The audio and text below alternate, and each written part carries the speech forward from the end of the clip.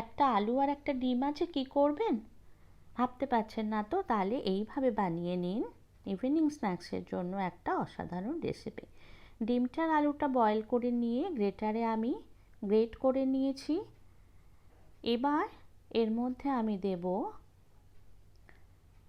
Chilli flakes, তারপর দেব আমি herbs, তারপরে আমি দেব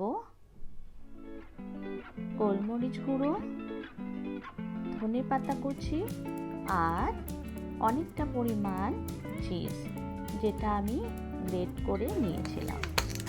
তো বন্ধুরা, কেমন আছেন সবাই? আশা করি আপনারা ভালো আছেন, সুস্থ আছেন। মীনাক্ষীর নতুন একটা রেসিপিতে আপনাদের সবাইকে স্বাগত। তো দিয়ে দিলাম ধনেপাতা, চিজটাও মিশিয়ে দিচ্ছি। এরপর আমি সব কিছুকে নুন দিয়ে ভালো করে মিশিয়ে নেব।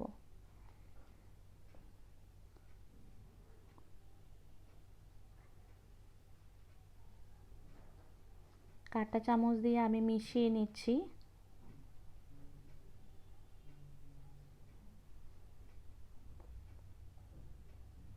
দিয়ে দিলাম নুন,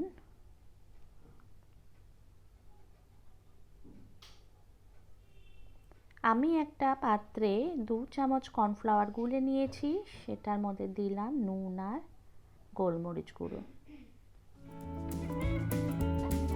ভালো করে মিশিয়ে দিলাম।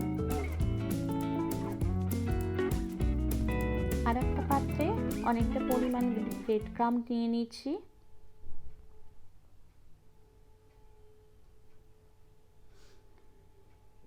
এবার ব্রেড পিসগুলোকে আমি সাইডগুলো কেটে নেব।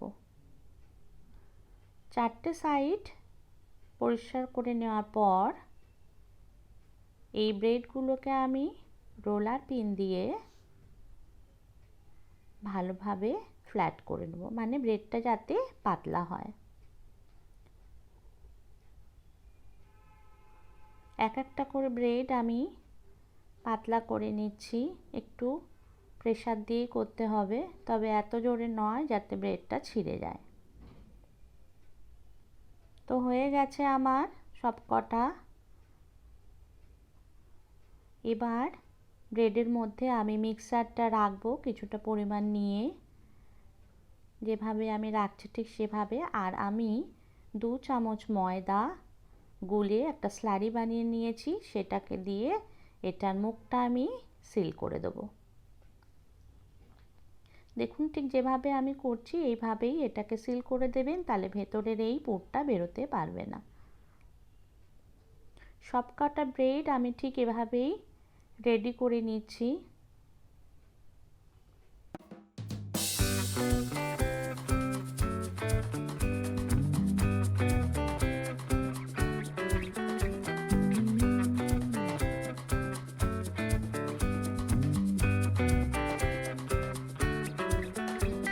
তো বন্ধুরা, ঠিক এভাবেই প্রত্যেকটা ব্রেড আমি রেডি করে নিলাম।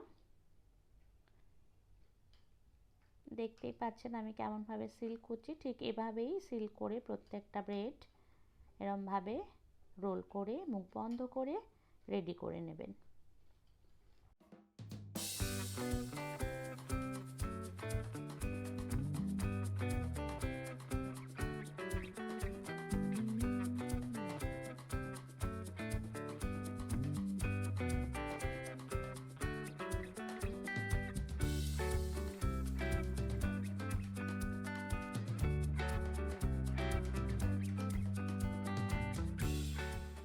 প্রথমে কর্নফ্লাওয়ারের গোলা ব্রাশ করে নেব, তারপর ব্রেড ক্রাম্ব দিয়ে কোট করে এগুলো সেট করে নেব। প্রত্যেকটা ব্রেড ঠিক এভাবেই সেট করে নিলাম আমি। এরপর এগুলো আমি রেফ্রিজারেট করব। আমার যখন প্রয়োজন তখন আমি এটা ভেজে নেব। আপনারা চাইলে এটাকে ইনস্ট্যান্টলিও ভেজে নিতে পারেন, তবে রেফ্রিজারেট করলে এটার টেস্ট কিন্তু আরও বেশি ভালো হয়, অনেক বেশি মুচমুচে হয়।